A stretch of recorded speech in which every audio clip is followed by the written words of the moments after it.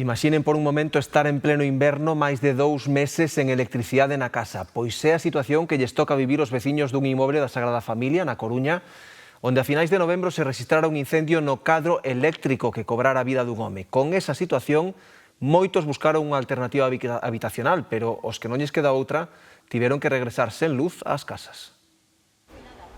Pasaron 10 semanas desde que se orixinou un incendio no cadro eléctrico deste inmoble da Sagrada Familia e os veciños aínda non recuperaron a normalidade. Estamos igual. Estamos moi mal. Ninguén esquece aquel 27 de novembro no que 37 veciños foran desaloxados das súas casas. Hoxe, moitos aínda non regresaron porque seguen sen electricidade. Estoy viviendo en outro piso independiente, pero hai que tengo outro sitio donde estar, pero hai gente que no.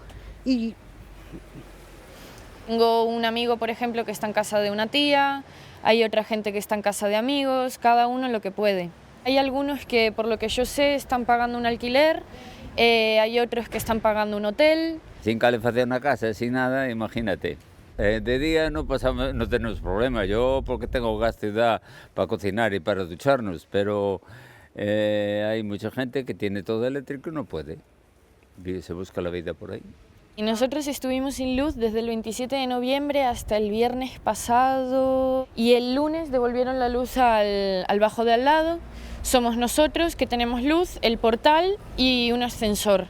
O luns pasado tiveron unha xuntanza na que lles comunicaron que ao longo deste mes a conexión eléctrica quedaría recuperada. eso din, pero ahora está chovendo, parece que non poden traballar sen mentres chove.